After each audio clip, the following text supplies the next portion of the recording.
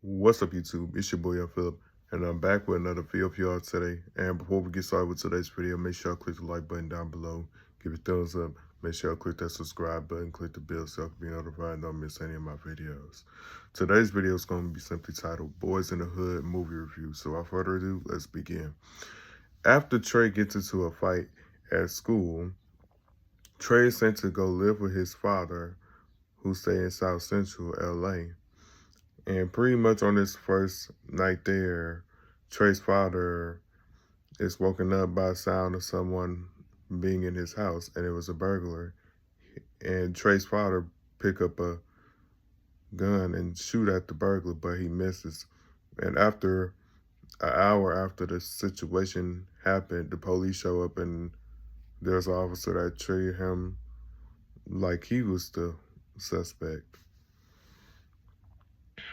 Then the next day, Trey is hanging out with his friends Ricky, Doughboy, and Chris, and pretty much they go and find a body, and some older kid has stole Ricky's football, and Doughboy try to get Ricky's football back, but to no avail. But someone managed to get his football back, and Doughboy's like, I'm gonna go to the store, despite him not having no money, and he say, I must still go anyway. Trey go fishing with his daddy, and they talk about things. And he let it be known that he was number 17 when he first had Trey. Things was going real good until when they're on their way back home, they see Doughboy and Chris getting ready to go to jail because they had shoplifted from a store. Fast forward to 7 years later, Doughboy is out of prison,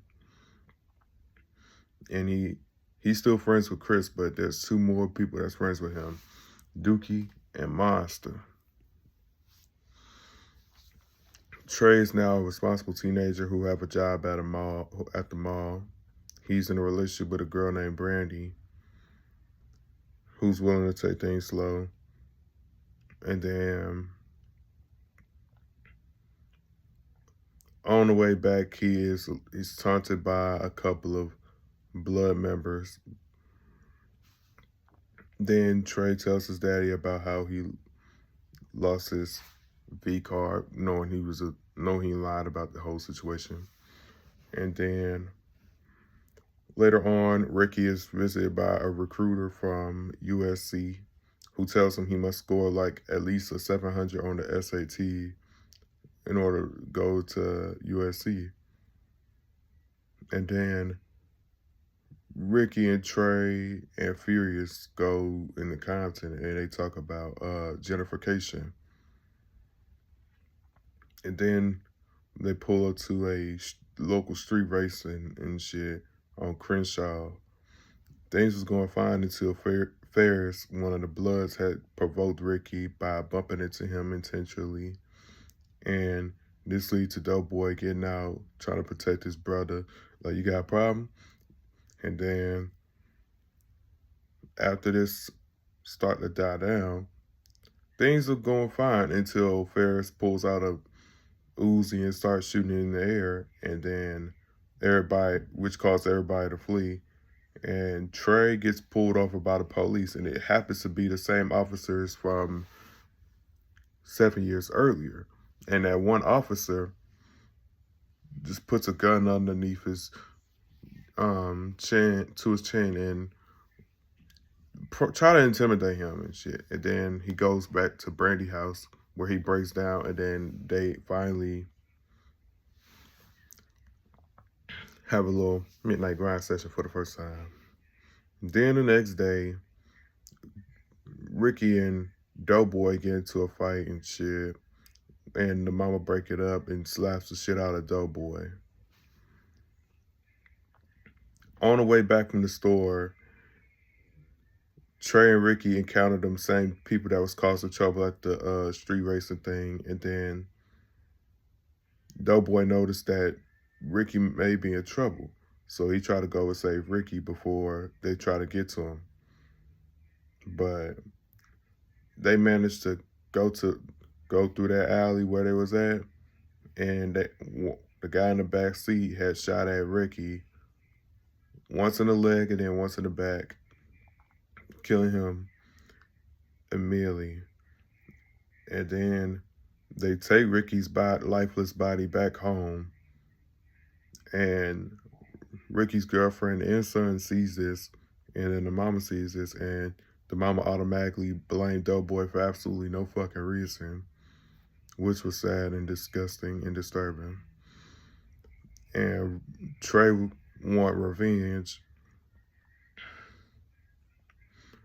and then Furious talks some sense into Trey, and then Trey sneaks out of his window to go with Doughboy to try to get revenge. And Trey tell Doughboy, like, let me out. And then, like, Doughboy don't even say nothing. He just he pulled over, just let Trey out at a bus stop. They end up finding the killers at a fast food spot, and Monster let off a couple rounds, taking out that one guy. He wounded the guy that actually pulled the trigger, and got Ferris too.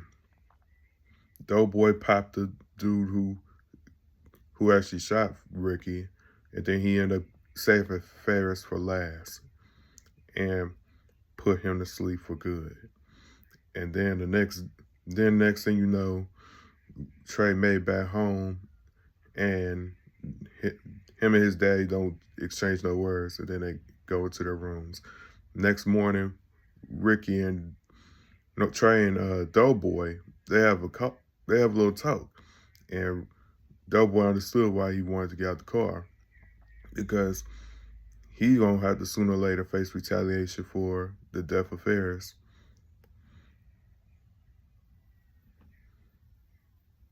And Trey let Doughboy know that he still got one brother left, and in the last part of the movie, we see that Doughboy had to see Ricky get buried the next day, and then 2 weeks later, he ended up getting murdered. Brandy and Trey go to college in their separate colleges, and that's the end of Boyz in the Hood. If y'all seen Boyz in the Hood, let me know what's your favorite scene or your favorite quote from that movie. I'd like to say thank y'all for tuning into today's video. Make sure y'all click the like button down below. Give it a thumbs up. Make sure y'all click that subscribe button. Click the bell so y'all can be notified and don't miss any of my videos. Don't forget to add me on social media at YoungPhilip_00. That's Instagram, Snapchat, Ryan361005, and TikTok at YoungPhilip00. With that being said,